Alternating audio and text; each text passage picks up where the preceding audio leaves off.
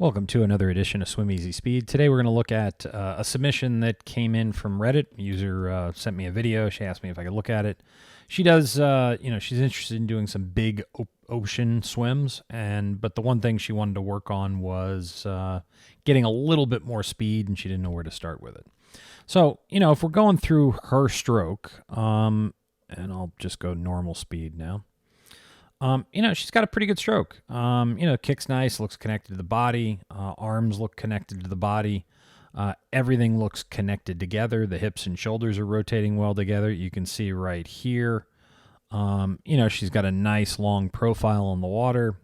Shoulders, hips, and feet are all kind of on the same plane. She's driving the stroke forward.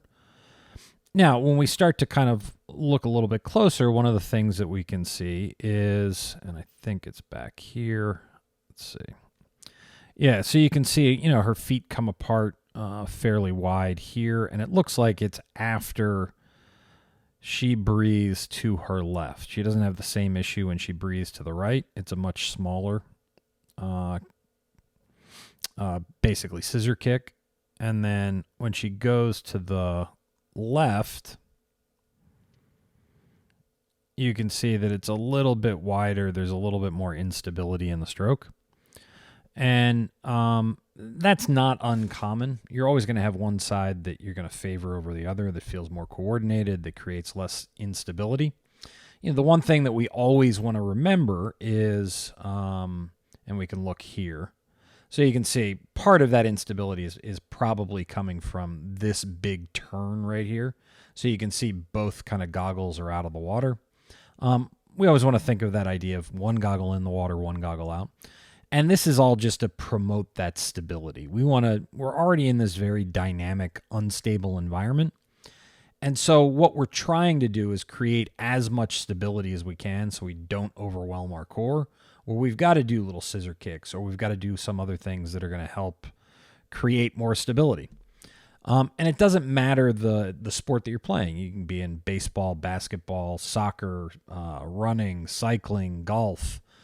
If you lose stability as an athlete, your power and efficiency will drop.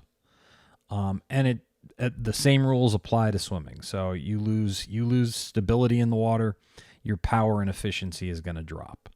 So, the one thing that we're going to be able to see when we kind of look at the forward portion of the video is it looks like with her left arm, she's crossing over midline a little bit. That's going to be the first thing she wants to work on.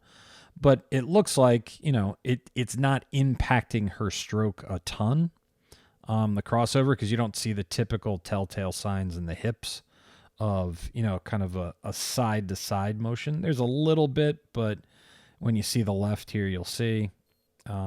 there we go. So we can see it a little bit there. That hip is going out. And then here we are kind of crossing that midline. So that would definitely help her get a little bit more speed.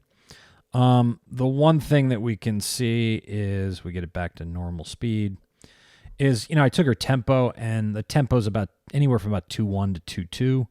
Probably for her, she'd want to shoot for, 1.6, maybe 1.7. But that would be something that you'd need to train. And she mentioned in her email or in her message to me that she was, really interested in just doing big ocean swims. So my guess is that she's training a lot of long, kind of straight, slow swimming. And if you do that, it's going to slow you down. It's going to make your tempo slower. It's going to make kind of your stroke less efficient, because you're going to tend to get a little bit sloppier because you won't be as focused on your technique. Long, straight, slow swimming tends to be fairly boring and unengaging.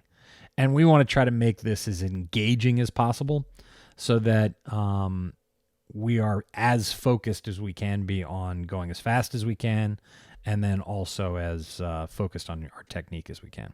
So one of the things that, I'd recommend for her to do would be this position 11, either with a kickboard. You can put fins on. You really want to make sure that you really engage your core.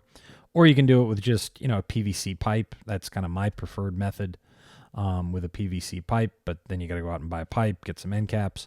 Then to really get her core to engage, kick with the brick. You can also do a regular kickboard. There's a variety of different ways to trick the core into engaging more.